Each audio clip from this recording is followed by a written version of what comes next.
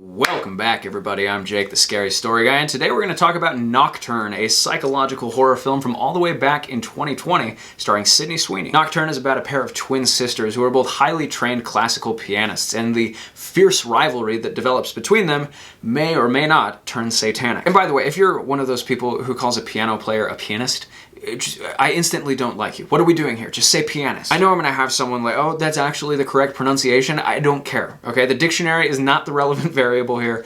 This is a matter of social skills. It's not the piano. The instrument is called the piano, right? So why not say pianist? Like, why would you change the pronunciation deliberately to make it sound almost identical to penis? It's crazy. Anyway, if you're in the mood for more searing insights like that one, please like this video and subscribe to this channel, because I'm coming after the word thespian next. Now, speaking of thespians, one of the interesting things about getting older and watching the wheel of time continue, it's inexorable turning, is just watching new A-list actors and actresses just pop up out of nowhere. Like, you've never heard of this person before, and within a year they're just all over the place. You can't escape them. Obviously, this has happened with Sydney Sweeney over the last couple of years, and I've actually seen some people say some pretty cynical things about her career, like that she's not a good actress, or at least that she wouldn't be famous if she didn't look the way she does. But I just totally disagree with this. I've never seen the Euphoria show that she kind of got famous for, but I've seen several movies with her now, as well as a season of White Lotus, and I've got to say, I just really like her as an actress. Because Hollywood is home to a lot of pretty blonde girls, of course, and also a lot of girls who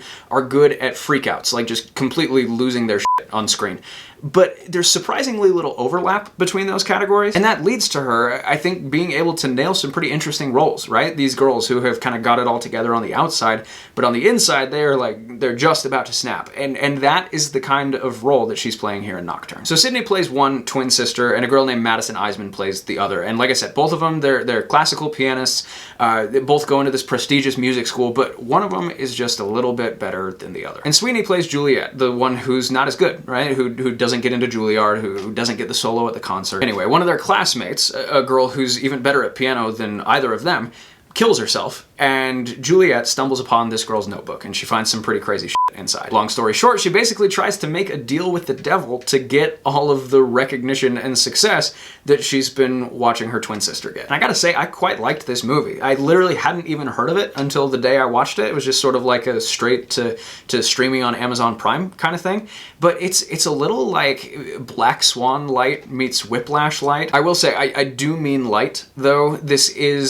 Sometimes it feels more like the skeleton of an awesome movie than it does an awesome movie in its own right. It's like all the pieces are kind of there. It could go some interesting directions, but, you know, maybe it could just use some more meat on the bones. Now, as far as what I think works here, first of all, the sibling rivalry. I love a good sibling rivalry, and these girls, both of them, absolutely crush it. They are so believable as these girls that are incredibly different, but are just constantly forced by circumstance into close proximity with each other. Because we all know twins that are, like, inseparably close, right? Like, they're just so similar, and they're always together, and people are constantly getting them mixed up. But I did know one pair of twins. These guys were identical twins, but one of them was just a little bit better than the other, kind of at everything. Like, just a little bit taller, a little bit better at sports, a little bit better looking. And guess what? I didn't get the sense they got along super well. So it was really interesting to see that dynamic play out here, and just kind of witness the lengths that Juliet is willing to go to finally get the upper hand in this relationship. I also love a good tale of artistic obsession. Like Whiplash, Black Swan, I mentioned those movies because they're just like, it's so fascinating to watch a person just get totally wrapped up in this single-minded pursuit of greatness. Because a lot of us just aren't wired that way, right? Like we go to school and we try pretty hard, and maybe we do some extracurriculars and we get pretty good at them, and, you know, we reach our 20s, our 30s, and we're pretty good at some things. We have some skills. I dare say that even a lot of people who have become famous as like an athlete or a writer or a musician or whatever, it's not this all-consuming thing for them, right? It was just kind of something to do, and they were pretty good at it, and they maybe got some lucky breaks. Like, how many guys in the NBA are just there because they're 6'10" athletic freaks who just kind of played basketball their whole lives because they were tall, and it was an easy way to get girls and social status, and you know, they worked pretty hard, and now they're pretty good and they're pretty fun to watch. But then you hear about guys like Kobe and MJ and Tiger Woods and Tom Brady, and you realize what the price for true greatness actually is. Because a lot of these guys were so singularly obsessed with success and so like freakishly competitive and driven that they actually had some like drama in their personal lives. They're like teammates, like, this guy's a dick, I don't like being around him. Some of Jordan's past teammates are like, that guy was a jerk. Tom Brady's, oh, it wasn't fun, it was just all about winning, winning, winning. But as a fan, how incredible were those guys to watch? There's just something so fascinating, I think, to us ordinary people about this incessant quest for greatness, just this drive to absolutely be the best at something. And like Whiplash and Black Swan before it, Nocturne does a great job of capturing that kind of spirit, that ethos throughout the movie. But I think my favorite moment in the movie is actually a conversation that Juliet is having with a teacher. They're kind of going at each other, and he says to her, "You will never be truly great, no matter what." He says, "You know what the difference is between you and the truly legendary musicians, like the ones whose music we remember 200 years in the future, is they didn't go to fancy music schools, right? They skipped this step. They were doing backflips while you were just learning how to walk." So there's this really interesting thematic exploration of like how much of people's success is just like comes down to who wants it the most.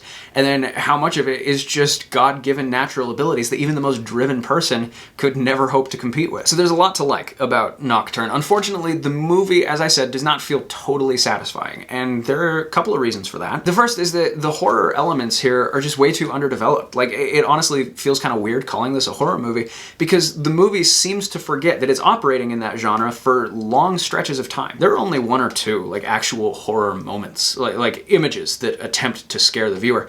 And I've got to say, they look like shit. Nocturne is really hampered by its budget. It actually ends up being counterproductive anytime the movie tries to flex any sort of cinematic muscle because it takes you out of it and reminds you like you're not watching like a major motion picture here. So sadly, Nocturne is more like horror curious than it is like a full-blown horror movie. It's just kind of dipping its toe in the water, which I find to be a pretty big shame because this premise just has the potential to go completely off the rails. Like, I feel like it could have ramped things all the way up to here, but it was just content to kind of stay back and be a really subdued movie. Because Whiplash and Black Swan, even though they're not horror movies, you're sweating throughout those movies. Like, they are so intense, you're just like, I cannot believe what I'm watching right now. And Nocturne is constantly hinting that it's about to reach that gear, but it never does. Frankly, and I don't say this often, but it's probably too short. This movie's only 80 minutes long, and it's well-paced. It doesn't drag, so I just feel like there was some more time to explore what was going on here. So at the end of the day, Nocturne isn't gonna blow you away, but I think it's worth a watch, especially if you like this kind of movie, because it's not much of a time commitment, it's never boring, and you get a couple of really solid performances from both Sydney Sweeney and Madison Iseman. Those are some high-quality thespians right there. So I'm gonna give Nocturne 3 stars out of 5. All right, guys, that about does it for me today. But stay tuned for more spooky content coming soon. In case you guys didn't hear, it sounds like Sydney Sweeney is going to be starring in an A24 production of The Mask of the Red Death, the Edgar Allan Poe short story. So I'm intrigued. I'm looking forward to that. I'll be doing some Valentine's Day horror-themed content next week, but until then, thank you for watching this video, and here's hoping you survive to see the next one.